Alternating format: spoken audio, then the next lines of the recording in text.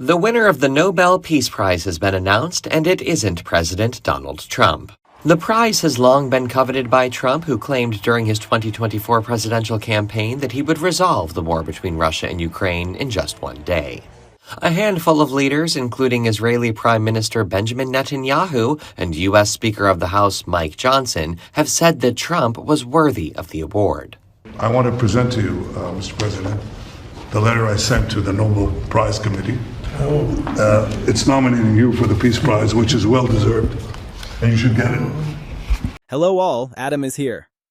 So, what just happened? Stop and really picture this. You are sitting in the chamber of the United States Congress. You are looking at your phone and you see that the President of the United States has just sent a message to a foreign prime minister demanding territory that belongs to a NATO ally. And the reason he gives? He's angry that he didn't win a trophy. The Nobel Peace Prize committee didn't give him their little gold medal. An extraordinary new development in President Trump's push to take over Greenland as European leaders meet to discuss an emergency response to his new tariff threat. The president sent a letter to Norway's prime minister. According to a diplomat who's seen the note, he wrote in part, quote, "Dear Jonas, considering your country decided not to give me the Nobel Peace Prize for having stopped 8 wars plus, I no longer feel an obligation to think purely of peace, although it will always be predominant, but can now think about what is good and proper for the United States of America." So now he's telling the world that peace is no longer his priority. This is not a hypothetical. This is not a joke. This is the actual commander-in-chief of the most lethal military force on planet Earth, admitting that his ego matters more than avoiding conflict. And when members of Congress read those words, something inside them snapped. Mr. President, how do you rate your chances of winning the Nobel Peace Prize tomorrow, personally? Well, I don't know. Look, I made 7 deals and now it's 8. But they'll have to do what they do. Whatever they do is fine. I know this. I didn't do it for that. I did it because I saved a lot of lives. You did, and President Obama got the Nobel Peace Prize for way less. Nothing. Exactly. Obama got a prize. He didn't even know what he got. He got elected, and they gave it to Obama for doing absolutely nothing but destroying our country. No, he was not a good president. Not the usual political posturing, not the performative outrage that fills cable news segments. Something real. Something that made them pick up their phones and start drafting letters demanding that the vice president and the cabinet remove this man from power before he does something that cannot be undone. The calls are not coming from the usual fringe voices this time. Sitting members of Congress, people with security clearances who see the intelligence briefings, are publicly stating that the president is mentally unwell and needs to be removed immediately. Families are living under constant threat. Masked ICE officers without badges or identification are terrorizing and detaining our community members. Trump wants to fight for an ICE-covered Greenland, but we need to fight against ICE-covered communities in America. Dr. King won the Nobel Prize for being a paragon of peace. Donald Trump wants to declare war on Greenland because Norway hurt his feelings by not giving him a Nobel Peace Prize. That is why we need to invoke the 25th Amendment, because that is lunacy. We cannot sleepwalk into World War III. They are not using coded language. They are not being polite. They are looking at the camera and saying the 25th Amendment exists for exactly this reason, and it needs to be invoked right now. Representative Yassamin Ansari from Arizona went on the record and said, "Trump is extremely mentally ill and the 25th Amendment needs to be triggered before he puts more lives at risk." Senator Ed Markey from Massachusetts posted 2 words alongside the news about Trump's Greenland message: "Invoke the 25th. These are not activists. These are not commentators. These are elected officials with constitutional authority saying the president is unfit and needs to go." Now, before we go any further, let's be real about something. You cannot trust the corporate media to tell you the truth about any of this.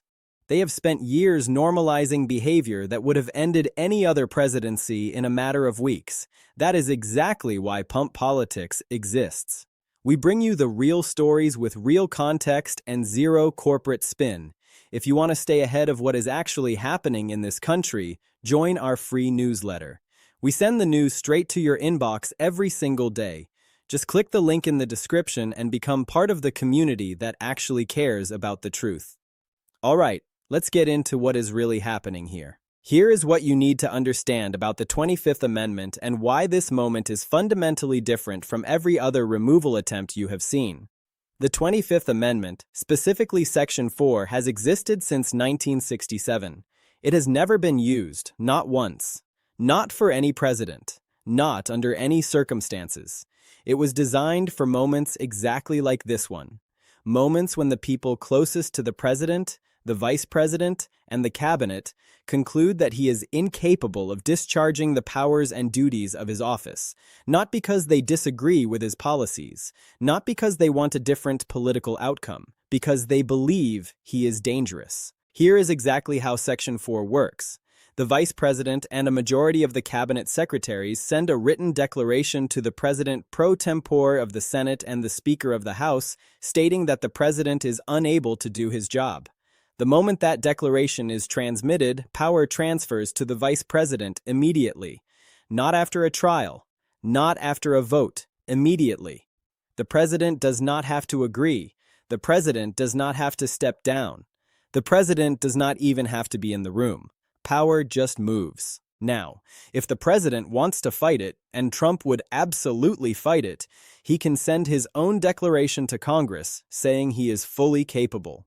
At that point, if the vice president and cabinet still disagree, Congress has 21 days to decide. And here is the threshold that matters. It takes 2/3 of both the House and the Senate to keep the president out of power permanently. If Congress cannot reach that supermajority, the president gets his power back. This is why the math has always seemed impossible. Getting 2/3 of a Republican-controlled Senate to vote against a Republican president is not going to happen. So why are members of Congress even bothering?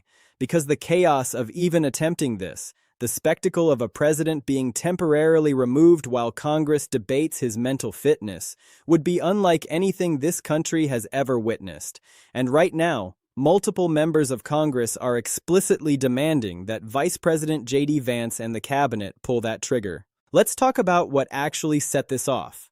The Greenland situation is stranger and more alarming than the headlines are letting on. Trump has been publicly obsessed with acquiring Greenland, which is an autonomous territory of Denmark, a NATO ally. He has framed it as a national security interest. But in his recent communication with Norway's Prime Minister, he went further. He said that because he did not win the Nobel Peace Prize, he no longer feels compelled to think purely of peace. Let that sink in. The President of the United States just said that his willingness to pursue peaceful solutions is contingent on whether he personally receives a trophy. He tied the decision to avoid armed conflict directly to his ego. That is what broke something in Congress, not the Greenland ambition itself, as reckless as that is. The explicit connection between a personal grievance about a prize committee and the consideration of non-peaceful options. Representative Ansari said directly that this crosses the line from bad policy into something that is putting all of our lives at risk. She is not alone. Multiple House members have now joined the call. Eric Swalwell, Sidney Kamlager-Dove, and others are making a specific constitutional argument. They are saying that what Trump demonstrated is not just erratic behavior.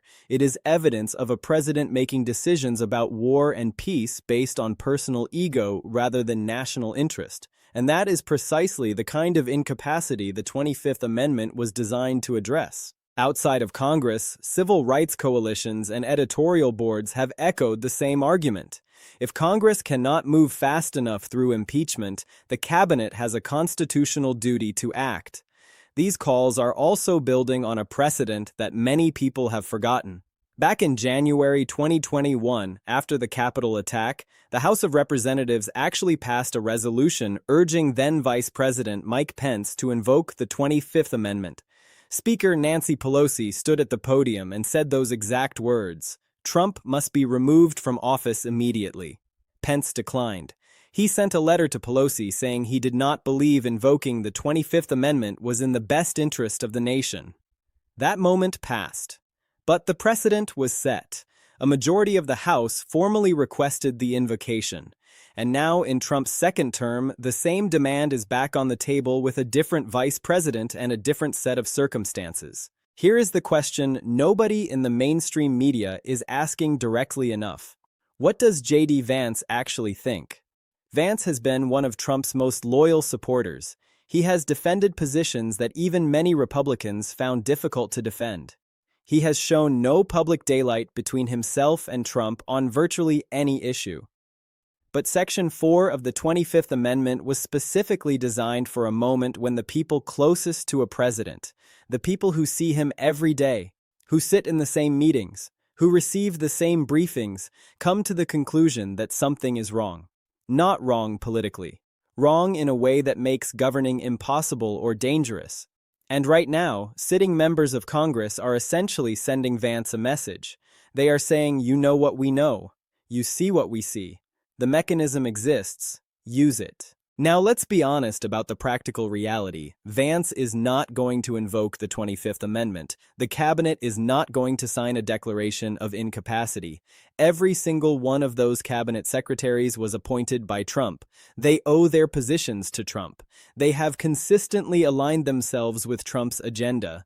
The idea that a majority of them would sign a document declaring him unfit, knowing full well the political consequences, is close to zero. And even if that first step somehow happened, you would need 2/3 of both chambers of Congress to sustain the removal. That has never happened. The math has never been there, and there is no current evidence it is there now. So why does any of this matter if permanent removal is essentially impossible? Because the conversation itself matters.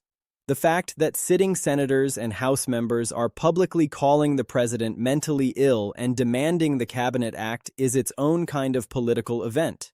It shapes public opinion. It creates a record. It signals to the country and to the world that there are people inside the American political system who believe this presidency has become dangerous.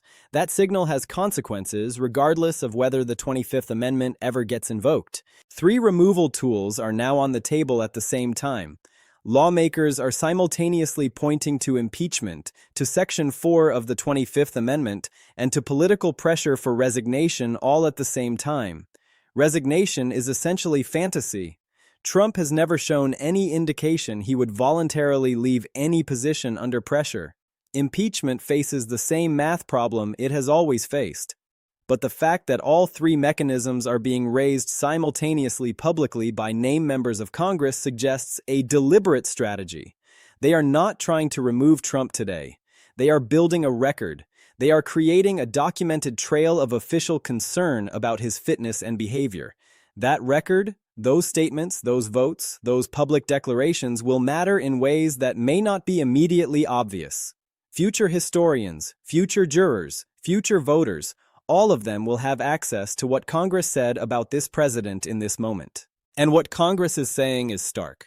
The Greenland Nobel connection is the most revealing thing Trump has done in a long time. The Greenland ambition itself is alarming enough on its own. The idea that a sitting American president is seriously pursuing the annexation of a NATO ally's territory is genuinely unprecedented in the modern era. But the specific statement that he no longer feels compelled to think purely of peace because of the Nobel Prize situation, that is a window into something important. It is a public acknowledgement that Trump's approach to one of the most consequential responsibilities any human being can hold, the decision to pursue or avoid armed conflict, is influenced by whether he personally feels recognized and rewarded. That is not just erratic. That is a specific, documented, on-the-record statement that connects personal grievance to foreign policy decision-making.